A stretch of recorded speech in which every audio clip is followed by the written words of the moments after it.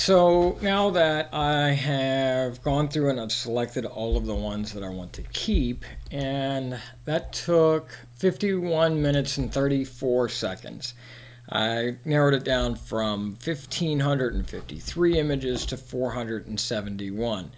I used to give people a ton of pictures. I used to take 3,000 pictures at a wedding and give them 1,000, and it's really just too much. People don't want to sit through that many pictures. They just really don't.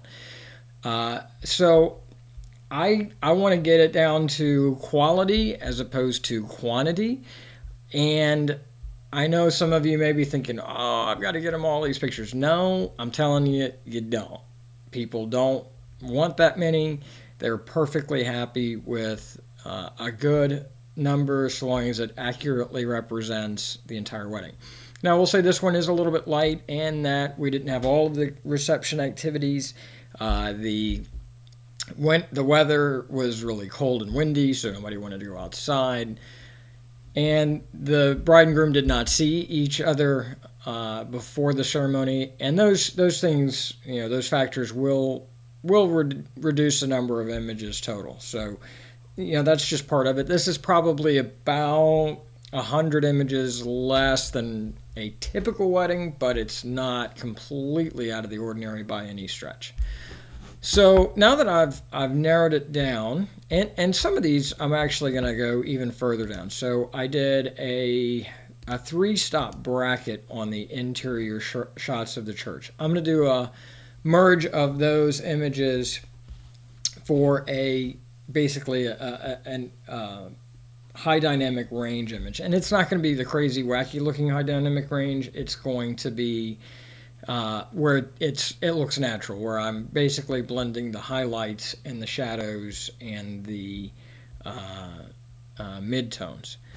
What I'm going to do now is I'm going to go through and select a few images that I would like to use for a blog post, and those are ones I might give a little bit of special attention to. I'm not going to go through and do a crazy amount of editing to each picture. The reality is that people don't expect it.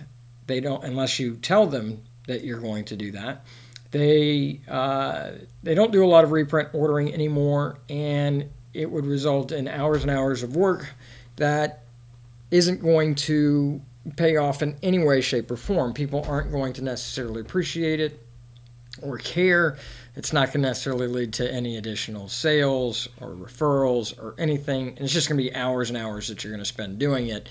So I would recommend not doing that. So what I'm going to do, I'm going to pick out a few images that I think are, a little bit, some of the best ones. And I've got, as I was going through and editing, kind of a little bit of that in my mind. I like to do a few detail shots and some that are going to show off the venue, because I'm going to tag the venue in the post. So I like to maybe do exterior shots, really pretty church here, maybe interior shot to kind of show off the venue a little bit and do a little bit of cross promotion.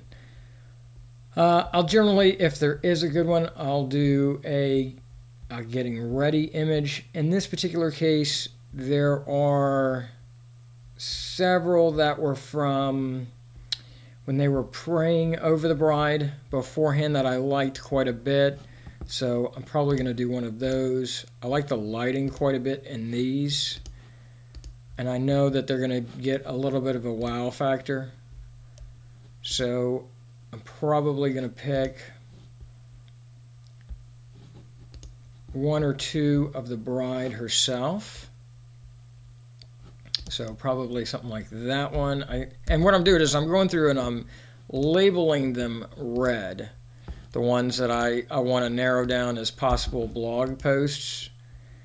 And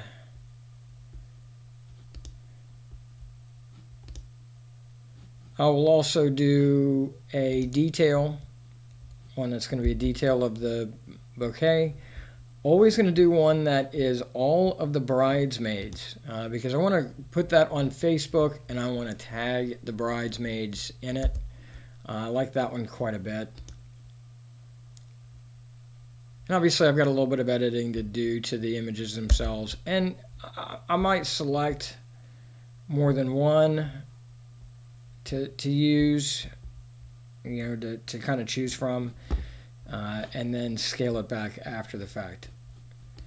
I'll generally do a couple of the detail images from the reception.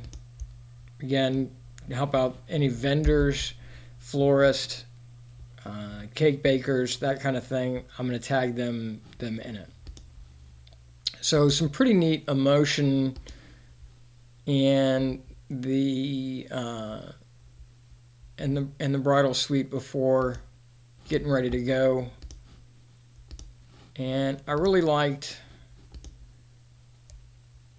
I think I probably like that one there.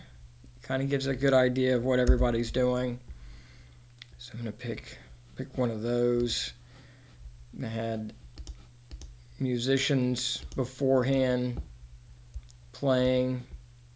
I don't know that I'll necessarily pick one of those. I'll usually do one or two ceremony images that really kind of showcase, again, the venue, and if there was anything of particular emotion, like we had a very expressive bride, especially towards the end.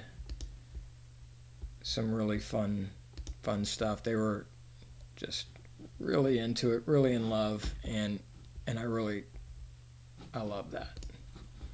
So it's some really good emotions to kind of pick from. One of the more dramatic kisses that I've seen in a while. Probably pick one of those. So anyway, you get the idea. I'm going to pick a few that I really like to blog from, and then I'm going to do a little bit more of an edit on those. So once I've done that, I'll kind of show you what I'm going to do there.